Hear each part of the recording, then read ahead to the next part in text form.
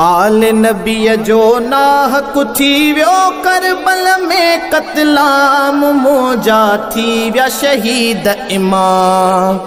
थी विया शहीद इमाम मौजा थी विया शहीद इमाम आल नबीअ जो नाहक थी वियो करबल में क़त्लाम मौजा थी विया शहीद इमाम थी विया शहीद इमाम मौजा थी विया शहीद इमाम अकबर पुट जो लाश खयाई दागन का फरियाद कयाई अकबर पुट जो लाश खयाई दागन का फरियाद कयाई सबुर तुझे के सलाम मौजा थी विया शहीद इमाम थी विया शहीद इमाम मौजा थी विया शहीद इमाम आल नबीअ जो नाहक थी वियो करबल में क़त्लाम मौजा थी विया शहीद इमाम थी विया शहीद इमाम मौजा थी विया शहीद इमाम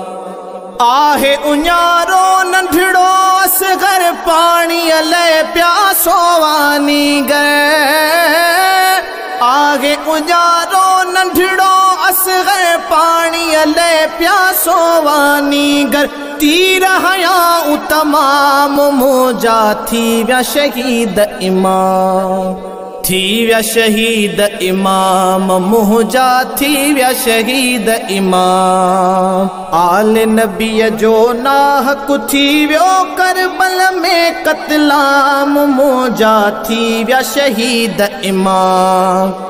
थी विया शहीद इमाम मौजा थी विया शहीद इमाम साइण सात बेखे प्यारी पानी अबास कतल बिणवारी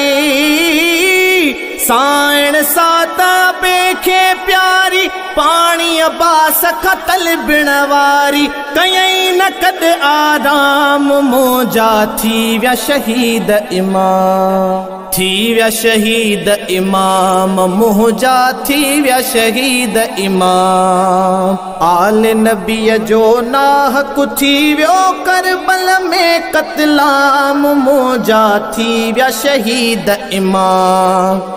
थी विया शहीद इमाम मौजा थी विया शहीद इमाम कासिम जहिड़ा कूंध कुहाए हुसैन वियो रब खेरी जाए कासिम जहिड़ा कूंध कुहाए हुसैन वियो रब खेरी जाए हक जो ॾिनई पैगाम मौजा थी विया शहीद इमाम थी विया शहीद इमाम मौजा थी विया शहीद इमाम आल नबीअ जो नाहक थी वियो करबल में क़त्लाम मौजा थी विया शहीद इमाम थी विया शहीद इमाम मौजा थी विया शहीद इमाम शाम शहर जे बाज़ारुन में पत्थर हयाऊं पेचारन में शाम शहर जे बाज़ारुन में पत्थर हयाऊं पेचारन में कयूं न को एहतराम मौजा थी विया शहीद इमाम थी विया शहीद इमाम मौजा थी विया शहीद इमाम आल नबीअ जो नाहक थी वियो करबल में क़त्लाम मौजा थी विया शहीद इमाम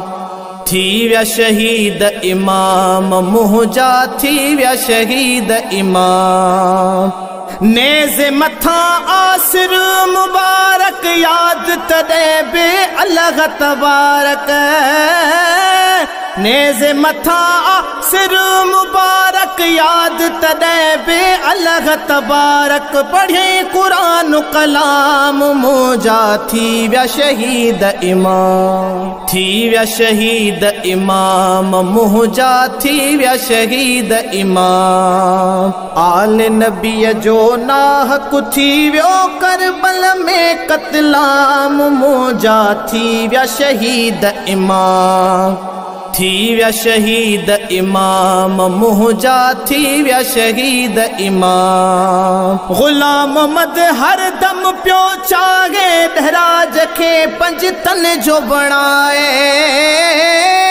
ग़ुलाम मोहम्मद हर दम पियो चाहे दहराज खे पंज तन जो बणाए कदा करू ऐं ग़ुलाम मुंहिंजा थी विया शहीद इमाम थी विया शहीद इमाम मुंहिंजा थी विया शहीद इमाम आल नबीअ जो नाहक थी वियो करबल में कतलाम मौजा थी विया शहीद इमाम